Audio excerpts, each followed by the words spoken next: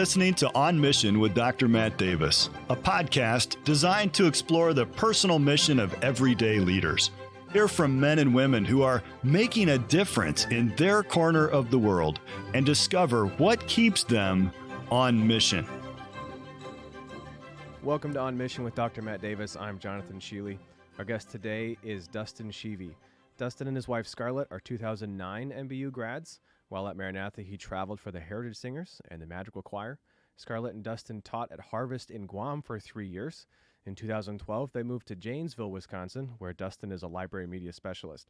Scarlett homeschools their children, Graham and Ross. Dustin's first job was working grounds for a funeral home. His favorite meal is pizza, spaghetti, and garlic bread. He enjoys photo and video editing and hiking with his family. His favorite sport teams are the University of Michigan football and basketball teams. Dustin, welcome to the show. Thank you for having me. Did you pick Michigan to go all the way in the tournament, or You mean the basketball tournament? No, that would have been foolish. Considering they didn't even make it. They weren't even in the tournament? Right? Like, where are they on the bracket? Yeah, I know. Oh well. Yeah, no, I'm Next year. pleasantly surprised. I'm pleasantly happy with who's in right now. Well, so, for yeah, sure, we so, got yeah, I know. Maranatha's own Nate Oates coaching Alabama in the Final Four, and Yeah. as of this recording, he's still alive in the tournament. Correct. We're so expecting great things. Yes. Yeah. Yeah. We'll just say this: a tough matchup. it will on be. Saturday. It will be. Yes. An uphill battle. Yeah. Yeah.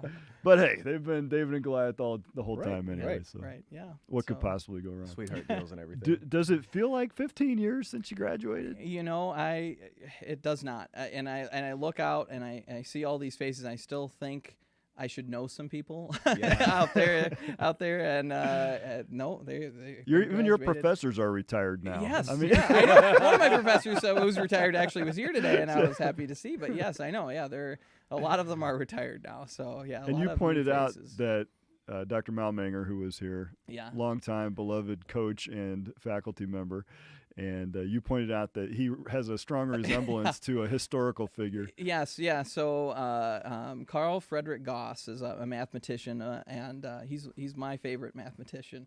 And if you look at some of these drawings of Carl Frederick Gauss and Dr. Malmanger, and you put them side by side without the beard. Now you gotta, because when I was there, he didn't have a beard. Yeah. But Well, he's made up for that in yes, retirement. Yeah.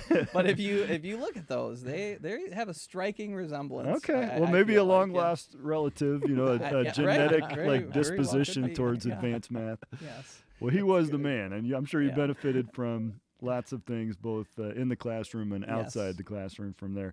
Now, did you meet your wife here at Maranatha? I did, and actually it's kind of a funny story because we never took one class together.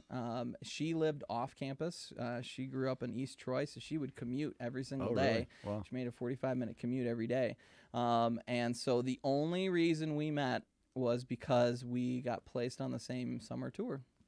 And so, yeah, I know, dangerous things. That is very dangerous. And not just 1 year. We got placed on it 2 years in a row. And so, yes, I always like to say Dr. Boudall and Dr. Ledgerwood, they are matchmakers. For sure. They have matched up several individuals in my family. So Even in your family alone. yeah. My sister married someone she traveled with for Maranatha, and then my other brother married someone he traveled with. So I have one other brother who did not fall under the matchmaking of The spell. Yes, the spell of Dr. Ledge and Dr. Boudall. But yeah. Wow. So yeah, They it goes look to show at that you. and they say, well, we better be careful who we send out on these tours. Yes. Make sure they're compatible. That's what Yeah, they look for. Right. Yeah. They Well, did a little too good of a job. maybe. Yes, yeah. The first year there was no interest whatsoever. There was On her not. part, yeah. Yes, well, and the second one, we were interested, but we had to make it a fit. You had to wait. We had to hold off Yes. until it was all said and Exercised. done. Yes, Extreme Yep. discernment. Yes. right. So Discretion. yeah, I always that's thought there pretty was there was a teacher on freshman class that would say, "Hey, you can choose your seat for this semester at the beginning, but you have to sit in the same seat for the rest of the semester. That could be very good or very bad. Don't choose someone you're dating because if you break up, you're still gonna boy. sit in the same seat." Surely you could appeal to the He prof. he was like, "Nope, we don't change seats," and I was like, Okay, I'll Wow. take that advice. Well, that is one of the Baptist distinctives. Yeah, no change. Do not change your seat. That's your chair. Yeah, right. Yeah, exactly. Yeah. That's why we have the pew. nameplates on pews. Yeah. Don't even need them. I mean, it's just Yeah. implied. A visitor comes in, you give Yeah. them the stare Right, down. yeah. What do you think you're doing? Yeah, Right, exactly. Everybody looks at you weird if you sit around. Your pastor was here today. Yes, he was. Yes, Pastor Hudson from Westside Baptist in Janesville, Wisconsin. So yeah. And we should mention the reason that you're here this morning is that you were able to present a general assembly to the student body on AI, Yes. and in particular having a biblical perspective for that. Yeah. So in my line of work, because I, as a library media specialist, I have to train a lot of teachers, and I'm also instructing students as well. And so I've had to experience what AI is possibly turning into over the last year. It's been going rapidly fast, and I still am not ready for it. I don't know if anybody is yet, but I've had a lot of time that I've been able to think and ponder, and it's been an interesting journey the last year and a half. We look forward into exploring some of that in this episode. But before we do, Jonathan's going to hit you with a profound question to start out with. Do you have a personal mission statement? Do I have a personal mission statement? Well, I feel like the commandments that we have of love the Lord your God with all your heart, with all your soul, and all your mind, and to love your neighbor as yourself, I feel like that is basically the ultimate mission, right? To do everything to the Lord, and then to love others and show them a Christ-like love, and to model as best we can Christ-likeness. And I, obviously I'm not perfect at it, but that is my mission. Well, none of us are perfect at those things we aspire to biblically, but we have the Holy Spirit to help us. And in your chosen field, it's education, and in particular in a public school. Yeah. And that gives you pretty profound opportunities to exercise that, doesn't it? Yeah, and I'm actually shocked how many opportunities I have at the public school to share my faith. There are several other parents I've had text me throughout the day and saying, hey, listen, my daughter is going through something. We're also believers, and I said that you'd be a safe place if we needed to pray or something like that. And like that to me is amazing to have that opportunity to provide that to our students who are at the public school, and to even be a that, place to share or just feel comfortable that we can talk. That you would have that testimony and be known as a person that they could reach out to. That's huge. Yeah, yeah, and I think it's really important to not forget. And I've taught at Christian schools and now at public schools too, but I think it is important that we don't just cast aside those who are at public schools, but that we also we love them, and there's so many people that need to see Christ's love and know him. So I'm curious how this kind of unfolded for you. You're 15 years out from college and have, I guess, a chance to pause maybe at this point in your life and career and reflect a little bit on God's goodness and the path that you've sort of traveled. You initially out from college, I presume you got married pretty quickly, or was it even before you graduated? No, it was that summer after graduation. The traditional summer after graduation marriage. Yeah. Okay. And then immediately off on a pretty epic adventure. Yeah. Yes. So, we're going on our Wednesday nights at our church. We're actually going through a book called Not by Chance, and to look through that and see how the Lord has led in my life. It's amazing to see. It's not by chance. There's no way that it's by chance. Just even meeting my wife, right? Would have been no other opportunity except for the fact that we were on the same singing group together. Which was a selection that you didn't make. Right, yeah, which was a selection that I didn't make, right? Yeah. And there was multiple summer groups too, and it just so happened that we were placed on the same one, not for 1 year, but for 2. But yeah, when we graduated, we had to get married actually really fast because we went out to the island of Guam to teach at Harvest Christian Academy, and we accepted that position.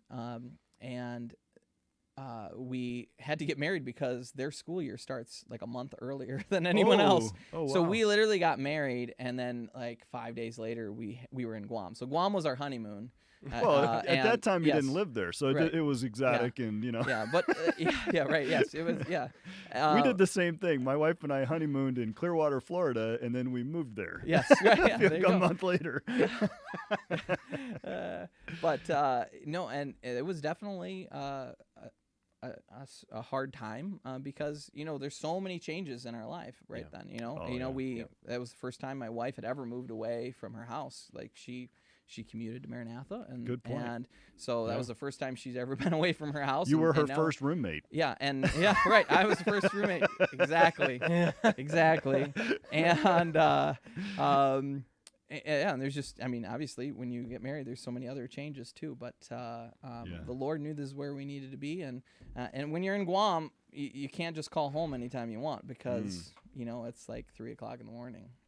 You're back. Yeah. Super Bowl airs at like 7:00 in the morning on Monday. So, On Monday. Yeah, on Monday morning it's like 7:00 is the Super Bowl. So Yikes. yeah. You had to get used to quite a few changes. There's the sort of foreignness of that culturally. Mm-hmm. And so you learned it, you adjusted. Then you were teaching Yes. math, yes, I I'm assume? teaching Or math, yeah. okay. Mhm. And so you had students who also then come from very diverse backgrounds. Very diverse, yes. And you're just kind of thrown into that right after college. I'm sure there was plenty to learn, but how did you feel your preparation factored into that? And how did you view that in terms of ministry? Well, I feel like, first of all, I was very thankful that I was a music or a math education major, and so I had the opportunities to go and do field studies here and do training here. My wife, she was actually a science humanities major, and so not an education yeah, major. and so she actually was also thrown in, and just not throwing her under the bus because she's an amazing teacher, but the opportunity that I had here at Maranatha, and the credits that I was able to get were so beneficial to my training, and I just felt so much more prepared by coming here and doing my service here, and then entering in, having some experience was It wasn't day one for you. right. It wasn't day one for me, but it was very beneficial. Yeah. Maranatha did. I'm assuming still does an amazing job with their ed program. I'd so. like to think so. Yeah. I mean, I'm a little biased. Yeah. I am too. You would I am agree? too. Okay. Well, we got unanimous. All right. Yeah. Makes it a top school, I think. Yeah. So you felt prepared, but then you look out at this classroom, and of course you're paid to teach them math. Mm-hmm. But how did you begin to take it beyond just the X's and O's and into really being a ministry? Yeah. Well, like I said, rule one is you need to show students that you love them and developing relationships. And I think almost every teacher, if you hear them, they say relationships is key. If without a relationship, you can't teach them anything. And so I think once again, kind of going back to that mission of mine here to love your neighbor as yourself, and it's asking them how their day's going. It's taking that extra time, writing a note and leaving it on their desk. And at the Christian school, obviously, I can be a lot more open and sharing, just saying, I prayed for you, or I'm praying for you, or different things like that. But I remember leaving notes on a student desk. And a student come in and their eyes just light up, because I thought of them, and I went that extra step. Did that seem strange to you as a new teacher to begin to recognize the power that you have, that your influence holds in their lives? Yeah, I don't still know if I've completely grasped it either. I don't know how much power and how much students look up to you until they come back, and I feel like students are never appreciate you until 10 years later, Maybe. I've had Maybe. some students come back and they're, and some of the stuff they say is, it's very humbling to know that, some of those things that I did mattered, and What kinds of things do they mention that they remember about you when they come back? Because it probably wasn't the math proof no. but that might be instructive to know. Well, my magic tricks is the number one. My magic tricks and singing. So And singing. Yes, You're the singing math guy. Yeah, I am. Okay. I am the singing math man. I have songs for lots of different things. So they would always mention about that, and they always I'm the Great Shevini, just so you know. Oh, I yes. did not know that. Yeah, the Great Shevini is my official. So if anybody needs any birthday party people, anyways. No, it's those moments that it's the moments that we that you don't prepare for, right? It's the moments that the Lord gives you that is of the spare of the moment, right? It's the moment when we're all locked into our building because there's a threat outside and we have to stay inside the building that entire day, right? Oof. And no one can leave their room. Right, and it's the time that you have with them at those moments. Those are the moments that people always remember. It's not necessarily math. I wish they would remember more of the math. Of course. And my songs help with that, but no, it's those personal moments. It's the relationships that they remember. Yeah, that is very insightful and probably tough to hear that it's the because you do put so much preparation into your craft and honing that, and then when it turns out it's those genuine from the heart things that you didn't necessarily script or prepare that make for the memorable and impactful. Right. Yeah. I just as you're saying that, I'm thinking of a student who is now in their 20s, well into their 20s, probably almost 30. And I just saw them the other day at Sam's Club or whatever, and they just, oh, you remember when you called my mom and you said that I did such a great job on a test, and then, my mom actually, she gave me a video game because of that or whatever, Oh, you're the man. And so this is like 10 years ago, whatever. Wow. And, it's those little, those little things that, right.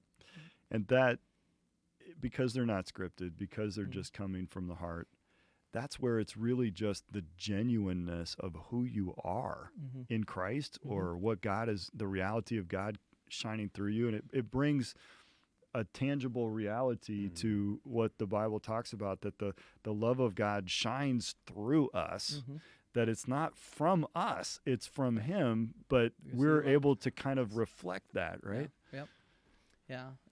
It's definitely a humbling thing because it's not of us that we can do. It's all because of God. Yeah. So you then kind of transitioned, and at some point felt the Lord was leading you to come back to the States, kind of establish your family in somewhere, and you've landed in Janesville, Wisconsin, of all places. That's a pretty dramatic climate shift. Yeah. All right. To having tasted of the tropics to return to the tundra. But we are, my wife and I, we grew up in this area. I grew up in Michigan, same weather. My wife grew up in East Troy, and so we missed it. Yes, we missed it an awful lot. Seasons are nice, Right, seasons. Yes. You know what? If you are interested, you can go check out Guam's temperature. I bet you it's 86 or 87 today, with a chance of rain. Yep. Because it always is. Right? And so it's nice to have a little variety, and I appreciate that of God's creation to have that little. Well, variety. we had Pastor Walton here on the podcast not too long ago. Yes, he was here on campus that, recruiting. And he leans hard on the weather, as a big pull. And he's not wrong. There's a nice pull there. Yeah. But you really became convinced, like at this point. Did you have any kids yet? No, we did not Okay. have any kids. No, but So your children were born back here. yes, yeah, they were born here, and that was also kind of a pull for us too, is we wanted to have our families close by. My dad has been a pastor in Michigan for the last 40 years, and my wife's family, like I had mentioned, is here from Wisconsin, and we found it really important to have a closer family connection there, and so I also just felt a need, like I kind of mentioned, I don't want to forget students at public schools either, right? Growing up, my dad, we would always go to the elementary schools. We had a Friday,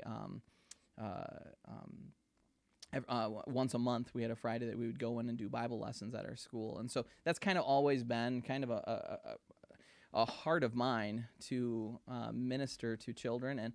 And I know that it's not easy. You can't just share openly. But like I said, it's those small things that, you can be a testimony, and people do see what you're made of. Well, it's as much a mission field as going to a foreign country. And these days our culture is, really taking a toll on young people, and they need the Lord more than ever. And they need to see godly role models, people who, and even, you talked about it in your AI presentation about the biases about what does an elementary school teacher look like, and it's not you. And there's something unique about even having that sort of ability to be a male role model in the public school environment, and the elementary levels especially. Right, and one of my areas too is with literacy now. I taught math at high school here in Janesville for 8 years, but now I'm at the elementary in this innovation field.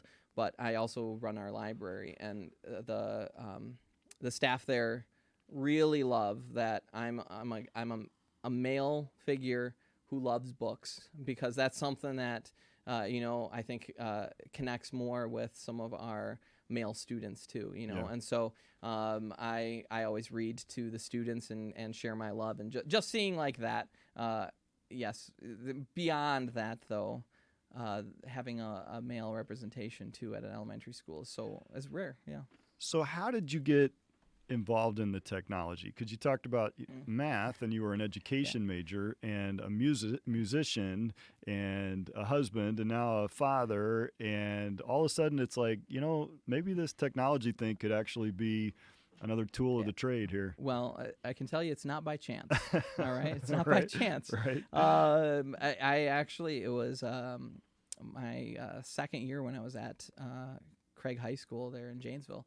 And I got so upset about a copier, because every time I wanted to scan in a document, and have it as a digital version, I would always have to type in my email, which, is at janesville.k12.wi.us, right? And you got to type that in every single time I wanted to scan a document. So I literally went one night. It was a Friday night, and I looked up the manual for that machine, and I looked how I could actually save my email in. And so I created a video that night. I was so excited. I was like, I want to share it with everybody. So I created a video on how to actually store your emails in there, so you could just look it up and tap and send away, right? So I pushed that out as a Monday sunrise report, something to cheer people up on a Monday morning, right? And it just went bonkers. Yes. It went bonkers. And that Tuesday I was in a PD, and one of the teachers at my school shared it with the PD person. What is a PD? Professional development. Okay. Sorry, yeah, professional development. And another teacher shared it with the instructor, who is actually my boss now. And she saw it, and she shared it higher up. And so our head of our IT said, "Man, I loved these so much. I'm willing to buy you a new computer. This kind of stuff. If you could keep making more of these kind of things." And so I started making more of these things that just made me happy with technology, and that would save teachers time. And eventually I kept being put more into IT roles. I had teachers knocking on my door while I'm teaching a math lesson saying, "Hey, my smart board, my presentation is not working right now. Can you come in and fix it? I'll take over your class." I'm like, "Okay, whatever." So I go running. And so, like I said, not by when you watch that trail of events happening, it's like that's not just by chance. The fact that this was shared to this person and then this person saw it and shared it. I mean, how often do you see a video that you like so much that you're like, oh, I'm going to share this with somebody else, higher up the chain or whatever. And eventually I got into a lot more video editing and what's your go-to video editing tool? Oh, I like Adobe. I like the Photoshop. It's so complicated, though. Yeah, it is very complicated. It's all YouTube trained. You should make a video on how I can use it. Yeah, it is very complicated. And I have a lot of people who always like, hey, how can I make you a video like you just did? And I'm like, well, it took me about 15 hours to make that 2-minute video. You made it look easy. But my first viral video was on negotiable instruments. Oh. I know that's a hot topic. Almost as popular as saving your email address in a copy machine. Yes, yeah. But it's wild. I think people try to go viral. Yeah. No. You can't No. do it if you're trying. And brands try to do that, and it's well, and if you all those other videos that I've created are not that big. My biggest video has got about like 50,000 views, right? Okay. And it's on how to make a dot plot. A what? Google, a dot plot. A dot plot. A dot plot from like that stats. game where you make the no, like a stats dot plot. Oh, how to make a stats dot plot on Google Sheets, and I don't know why. Like, you know what I mean? Like, yeah, exactly. You try to make things. So with all the Khan with Academy everything and everything all else that kind out of there. stuff. Well, that one's the one that hit big for me, I guess. So that's my claim to fame. I'm the dot plot guy. Is your YouTube channel The Great Shevini? No. Should be. But and I'm just going to go a little further too with this. So all of this training, once again, not by chance. Yeah. When COVID hit. Oh wow. Right time, right place. Right. I'm teaching at Craig High School, right? And so now I'm in the basement of my house, and I'm supposed to be on virtual, right? Waiting for students to come on whenever they want to come on and help them. Right. Okay.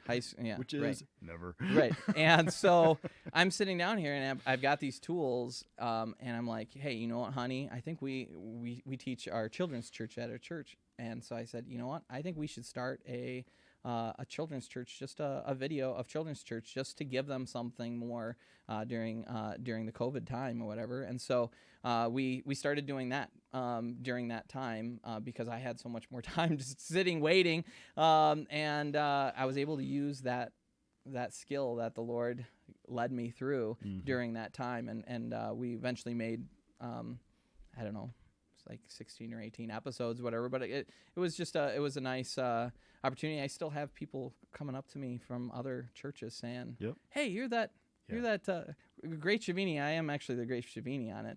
They're like, and I'm like, yeah, wow, yeah. So you better trademark that. Yeah, you're right. Yes, yeah. I don't know if there'll be too many people trying to steal that particular name. Yeah. So you find yourself now as an innovation specialist, which until today I didn't know that was a thing. Yes. Did you always want to be an innovation specialist? No, like I said, it's something that I feel the Lord has slowly led me through, and it's those experiences. It turned into a job, though. Right. Yeah. Now you get to kind of be a leader in this area, and it's really expected of you that you will investigate the latest trends and tools and provide leadership with other faculty members as to how they can incorporate those things in education, maybe even the dangers of it. So it really sounds like an interesting, creative, kind of fun field. It is an amazing job. I like to say I have probably one of the most fun jobs in the world, being with kids, teaching them what I like to call STEAM or STEM, and yes, I get to sit and just research the different things that are coming down to train other teachers. And in my house, STEAM is the games library on the computers. Yeah, So if I told my boys to spend more time on STEAM, they'd be like, "Yes, sir." Yeah. You can do. No, STEAM or STEM is the science, technology, engineering, art, and math. But yes, it's more of a hands-on approach. I get to teach them coding, and I get to teach them robotics. I run a Lego robotics team, which is we did all that. Something that I love a little bit too much, probably. I just get to like play with stuff all the time. It's incredible. Yeah. And how do you see the hands-on changing the learning process? Because you said you talked about all of these are hands-on opportunities. Well, I could go a little deeper into this too, but hands-on, I just feel like, once again, those are the things that the kids actually remember, those events, right? The more hands-on than just standing in front and lecturing all the time. It's those hands-on things that they remember. And I absolutely loved, there was a situation where we were trying to figure out something in Lego robotics. And one of my kids said, "Hey, remember 2 years ago you did this one lesson about light, and if we put a filter over the lens, it only lets a certain light color through or whatever."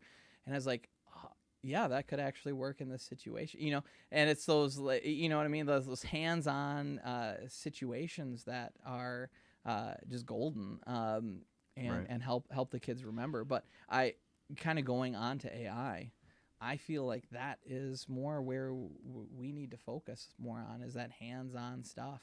Right.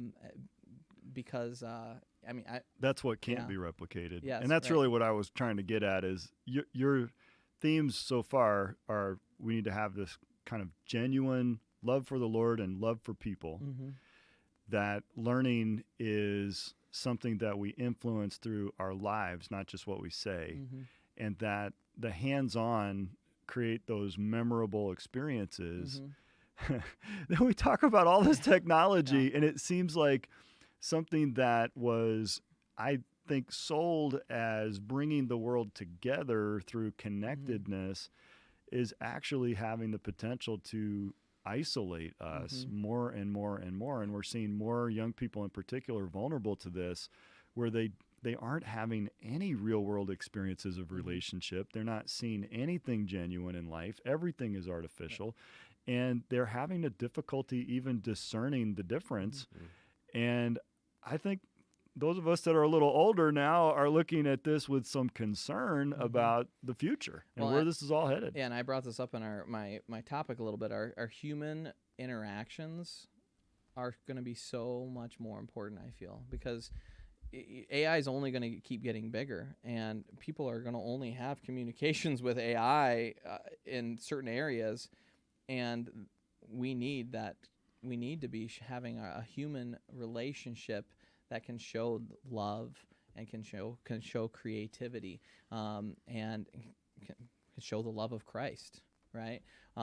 Because it's harder and harder to actually have those communications with actual people. Kids just want to be on their devices all the time, and now with AI, it is going to get it's going to get harder to help us understand what is meant by some of these terms. So we hear things like AI, ChatGPT, language models, deep learning, algorithms. Okay, is that just all more different terms for basically the same thing, or what are we doing with it? So there's a lot of terms that go with it. I personally feel that that developers like to have complex verbiage to make it seem like they are like this is more powerful than it really is. Now, I'm not saying AI is powerful, right? But I feel like so many people feel like it's this magic. That's it does feel like this magic. godlike thing, right? And it's so important. And in my presentation, I was just hopefully I illustrated how AI actually is run with this.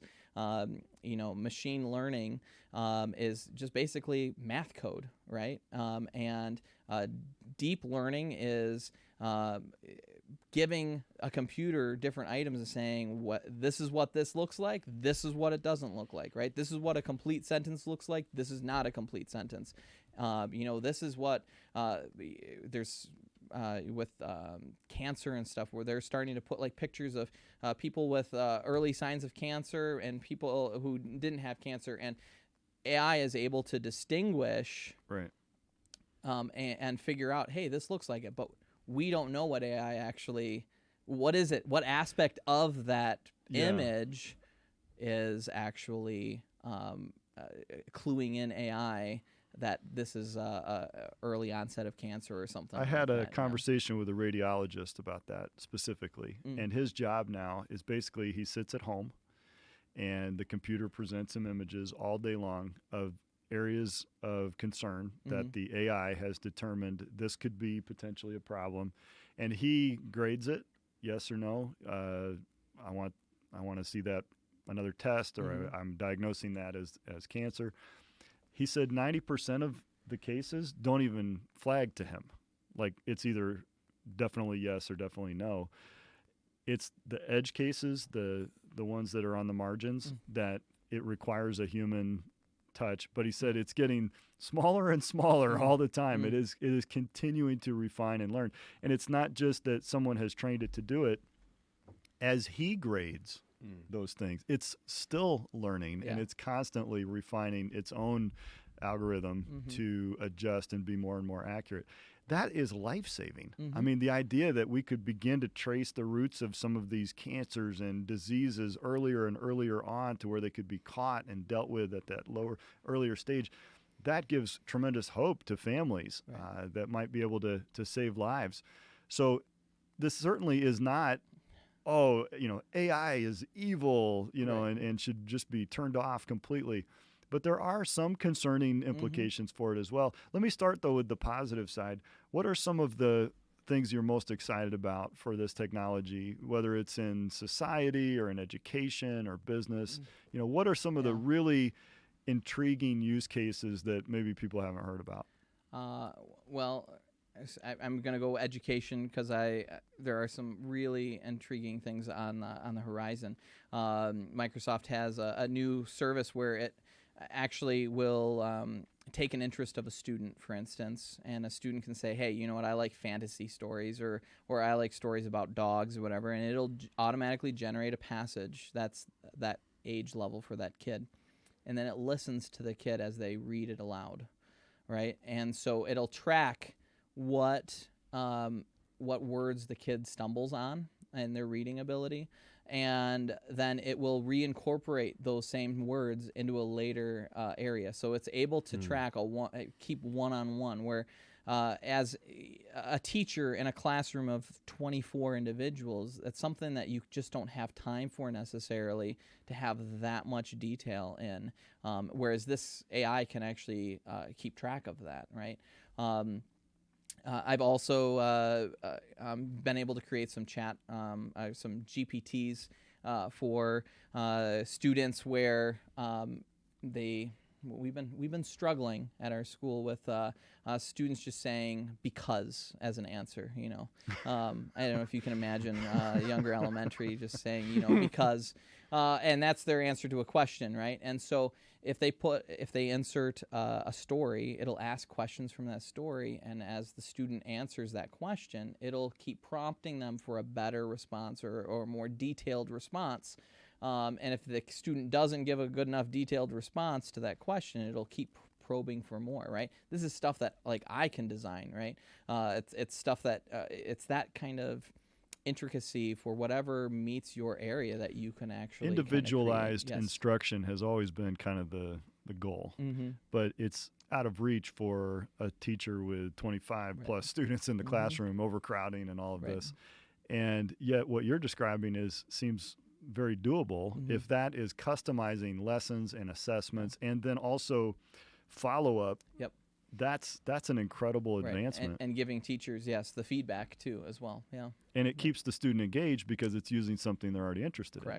What is that called? Microsoft? I've forgotten the right, but yes, that is. Check that out. My wife would love to know about that. No. She teaches the reading stuff now, and that's really a huge area. Is that the student has to be given time to practice and do it themselves. So that's a pretty interesting one. What about in the academic dishonesty realm where the students are discovering AI as a potential tool? Yeah, this is obviously the big challenge, right? And I think when you start talking AI, people automatically go towards that, right? Because it is a massive challenge. How do you say to somebody, this is AI done, and not know for sure yourself, right?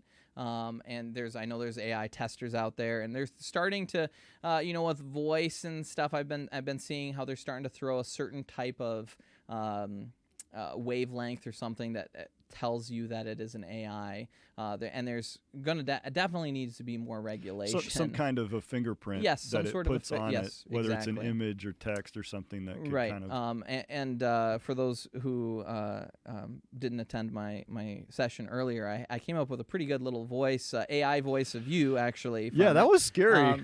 And from just what, a minute clip from the podcast. Yeah. I took a minute clip from the podcast, and I shared it in to a program, and then I could just type out any phrase that I wanted to say, and it would say it in a pretty good likeness of you. I felt. Yes. And then I could take that same phrase, throw it into Google Translate, into Spanish or French or Portuguese, Japanese, Spanish. And then I can throw it, and then you can hear you saying, it's like your voice, right? Yeah. Wow. But as far as the using AI strictly for your projects,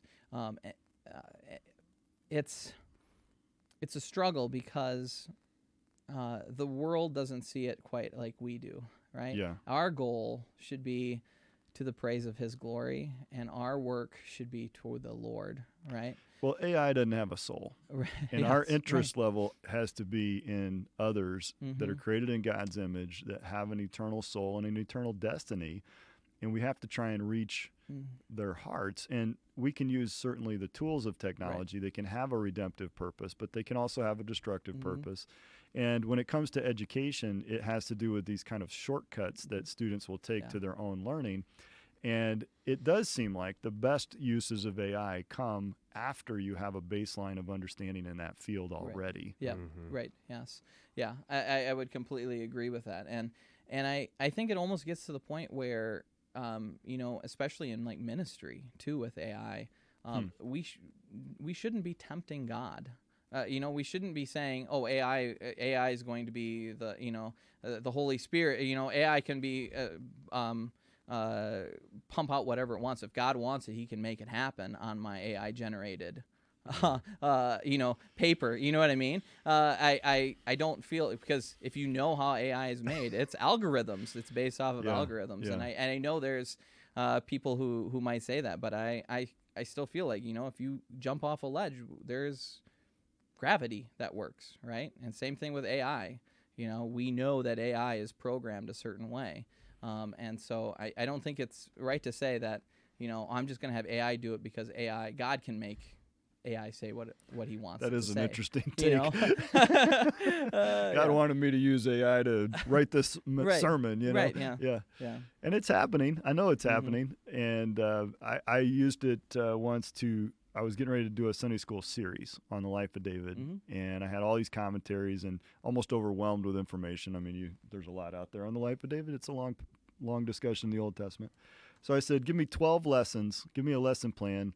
I want it to be from an independent, fundamental, Baptist, dispensational. I went through this whole litany of who you are, and spitting out these answers.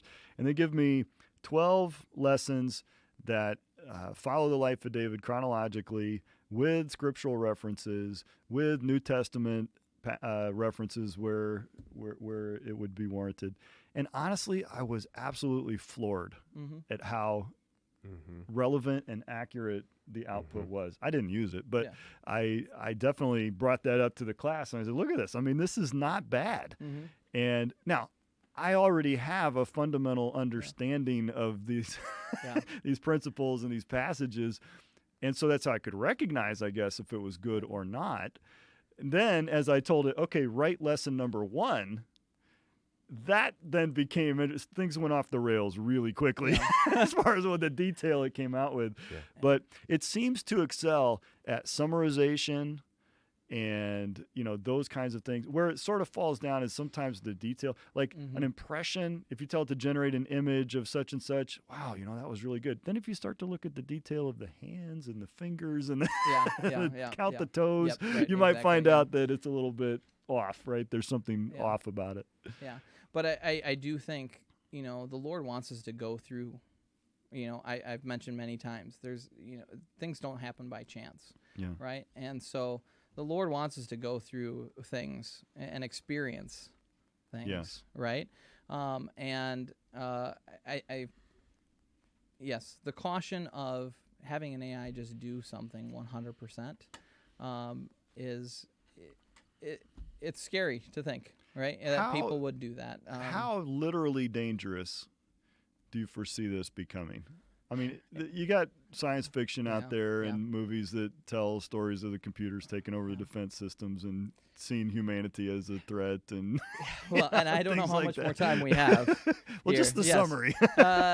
Well, so here's the deal, right? We got two things you're hearing on the news, right? You're hearing AI is amazing. It's gonna be better than God. I've seen God-like AI. I've seen it advertised, Wow. right? You got AGI that's coming up, and they're counting the days off until we get this thing called AGI and all that kind of stuff, right? And so you got these people who are really into that, right? And then you've got the other side here where you've got people who are really scared about, doomsday's coming, right? And these robots are going to basically take over. But I think both of those views are on the wrong side of things, right? They're both man-made views, right? They're not God-centered at all, and having humans aren't going to be able to make something better than God, right? And sort of the Tower of Babel right. kind of principle, yeah. Right?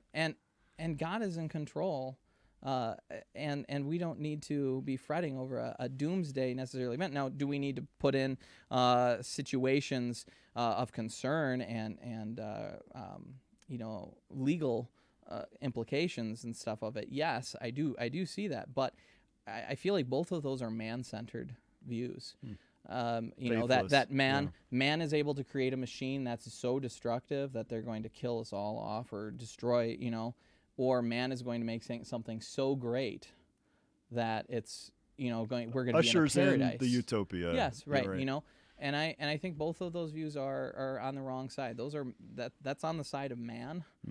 Man's knowledge, and we need to be on God's wisdom side. It is apocalyptic at some level because of the reliance that we have on technology. I mean, my mom bought a new microwave, and it has AI and Wi-Fi built into the microwave. And she said, nope, I do not want to turn that on. I do not need a microwave attached to the internet. Thank you very much. But it doesn't seem like you can buy anything now that isn't somehow advertised as being a connected device and AI generated this or that. My cameras at home recognize my family members and let me know when they are captured in the driveway on camera, and those kinds of things. That brings me some comfort, right? Because now I can know that there's an intruder around prowling around my property. But at the same time, you see it like, oh, does that then go into the internet, and where is that being stored, and who's watching this, and how all these things could be hacked and used for nefarious purposes. It's not difficult to see that because there are bad actors out there that are more than happy to use whatever tools are available. And I don't know if anybody ever asks when they're saying, can we, should we? Right. And that's probably the biggest focus of your talk was on the should we, and how should we approach these things so that we are balancing, as we said, I guess full circle, our real mission, which is other-centered, not stuff-centered. And maybe it's another form of covetousness in a way that we have.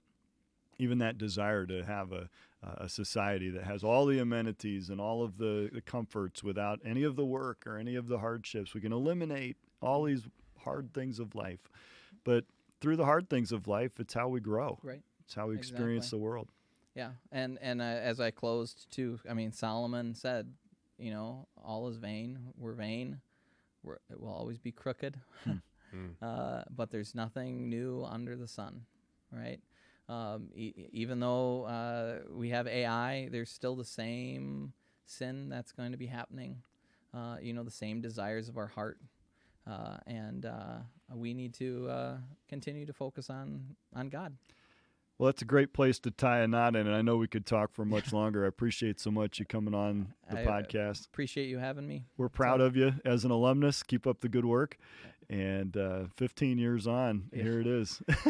It's been great to reflect on some of that, and I appreciate your time so much. Thank you. Thank you. Thank you for joining us today. On Mission is a production of Maranatha Baptist University.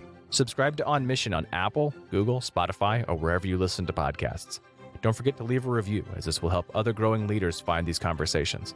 For information about our guests, previous episodes, and general information about On Mission or MBU, go to mbu.edu/podcast. Join us again next week as we examine what keeps leaders on mission.